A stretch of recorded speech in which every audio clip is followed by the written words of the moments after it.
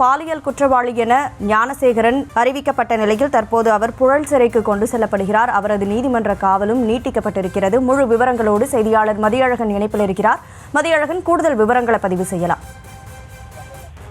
அண்ணா பல்கலைக்கழக மாணவி பாலியல் வன்கொடுமை வழக்கில் குற்றவாளி என ஞானசேகரனுக்கு தீர்ப்பு வழங்கப்பட்டிருக்கிறது. அவருக்கு எதிராக பதிவு செய்யப்பட்டிருந்த 11 பிரிவுகளும் உறுதி செய்யப்பட்டு குற்றச்சாட்டில் இடம்பெற்றிருந்த அந்த 11 பிரிவுகளும் உறுதி செய்யப்பட்டு ஞானசேகரன் 11 பிரிவுகளிலும் குற்றவாளி என உறுதி செய்யப்பட்டிருப்பதாக நீதிபதி தெரிவித்தார். இதனைத் தொடர்ந்து ஞானசேகரனுடைய கருத்து கேட்கப்பட்ட பொழுது அவர் தனது குடும்ப காரணங்களை கூறி அவர் தனக்கு குறைந்தபட்ச தண்டனை வழங்க வேண்டும், தனது வங்கி கணக்கு முடக்கத்தை ரத்து செய்ய வேண்டும் என்று கோரிக்கை விடுத்திருந்தார். காவல்துறை அரசு தரப்பில் ஆஜரான வழக்கறிஞரை பொறுத்தவரை ஞானசேகரன் ஒரு தொடர் குற்றவாளி, அதாவது அவர் ஒரு ஹேபிச்சுவல் அஃபெண்டர். அவர் மீது 35க்கும் மேற்பட்ட வழக்குகள் நிலுவையில் இருக்கின்றன. அது மட்டும் இல்லாமல் அவர் பெண் குழந்தையை காரணம் காட்டுகிறார். ஆனால் அவர் காரணத்தை காட்டினால் அவர் இந்த ஒரு கொடூர செயலை செய்யாமல் இருந்திருக்க வேண்டும் என்ற ஒரு கருத்தை அரசு தரப்பு வழக்கறிஞர் பதிவு செய்தார். இதனைத் தொடர்ந்து தண்டனை குறைப்பு வழங்காமல் ஆயுள் தண்டனை வழங்க முடியுமா என்ற ஒரு கேள்வியை நீதிபதி எழுப்பி பின்னர் தண்டனை விவரமானது ஜூன் மாதம் 2ஆம் தேதி அறிவிக்கப்படும் என நீதிபதி தெரிவித்திருக்கிறார். அதுவரை ஞானசேகரனுடைய அந்த நீதிமன்ற காவல் நீட்டிக்கப்பட்டு அவர் புழல் சிறையில் அடைப்பதற்கு நீதிபதி உத்தரவிட்டிருக்கிறார். ஏனென்றால் ஞானசேகரனுடைய அந்த நீட்டிக்கப்பட்ட நீதிமன்ற காவல் இன்றுடன் முடிவடைய இருக்கக்கூடிய நிலையில் மீண்டும் அவரது காவல் நீட்டிக்கப்பட்டு ஜூன் 2ஆம் தேதி வரை அவரை காவலில் அடைக்க உத்தரவிட்டிருக்கிறார். இந்த நிலையில் ஜூன் மாதம் 2ஆம் தேதி ஞானசேகரன் மீண்டும் அழைத்து வரப்படுவார். அப்பொழுது அவருக்கான தண்டனை விவரம் என்பது அறிவிக்கப்படும். ஞானசேகரன் மீது பதிவு செய்யப்பட்டிருக்கக்கூடிய 11 பிரிவுகளில் ஒரு பிரிவு என்பது அவருக்கு ஆயுள் தண்டனை விதிப்பதற்கு, அதாவது அதிகபட்சமாக ஆயுள் தண்டனை விதிப்பதற்கு வழிவகை செய்கிறது. எனவே அன்றைய தினம் அவருக்கான தண்டனை விவரம் அறிவிக்கப்படும். இதனைத் தொடர்ந்து ஞானசேகரன் காவல்துறையினரால் பலத்த பாதுகாப்புடன் புழல் சிறைக்கு அழைத்து செல்லப்பட்டார்.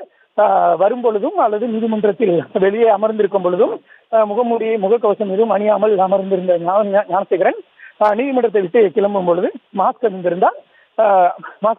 பாதுகாப்பாக அவரை காவல்துறையினர் துப்பாக்கி என்ற போலீஸ் பாதுகாப்புடன் காவல்துறை வாகனத்தில் ஏற்றி அவரை தற்பொழுது புழல் சிறைக்கு அழைத்து சென்று கொண்டிருக்கின்றனர்.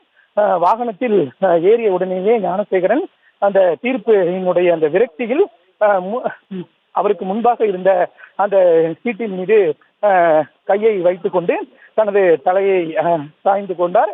அவர் மிகுந்த விரக்தியினுடைய வெளிப்பாடாகவே அவரினுடைய அந்த செயல் இருந்தது. இதனைத் தொடர்ந்து வாகனமானது நீதிமன்ற வளாகத்தை விட்டு புறப்பட்டது. தற்பொழுது புழல் சிறையில் அடைக்கப்பட்டு ஜூன் மாதம் 2ஆம் தேதி அவருக்கான அந்த தண்டனை விவரமானது அறிவிக்கப்பட இருக்கிறது.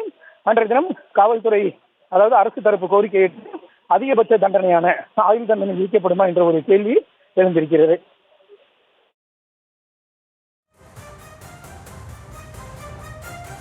ஞானசேகரன் பாலியல் குற்றவாளி என தீர்ப்பளிக்கப்பட்ட நிலையில் அவர் புழல் சிறைக்கு கொண்டு செல்லப்பட்டிருக்கிறார். அது தொடர்பான காட்சிகளை ஒருபுறம் பார்த்துக் கொண்டிருக்கிறோம்.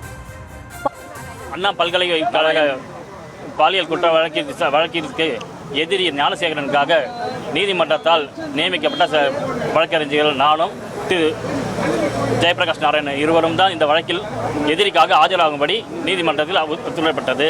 அதன்படி இந்த வழக்கு கிட்டத்தட்ட 28 சாட்சிகளை விசாரணை செய்து சாட்சிகள் அனைத்தையும் குறுக்கு விசாரணை இல்லாமல் நடைபெற்று அதற்கு பிறகு எதிர்வாதம்லாம் முடிந்து இன்று தீர்ப்புக்காக ஒத்திவைக்கப்பட்டது. இந்த தீர்ப்பில் எதிரி ஞானசேகரன் மீது சுமத்தப்பட்ட 11 குற்றச்சாட்டுகளுக்கு நிரூபணம் செய்யப்பட்டதாக கூறி அவரை குற்றவாளி என நீதிமன்றம் முடிவு செய்துள்ளது. அவருக்கான தண்டனை விவரங்களை திங்கட்கிழமை 2ஆம் தேதி ஜூன் 2ஆம் தேதி அறிவிப்பதாக நீதிபதி கூறியுள்ளார். இந்த தண்டனை விவரம் தெரிந்த பிறகுதான் அடுத்த கட்டம் என்ன செய்ய முடியும், அப்பீல் போகிறதுக்கான நடவடிக்கைகள் மேற்கொள்ளப்படும்.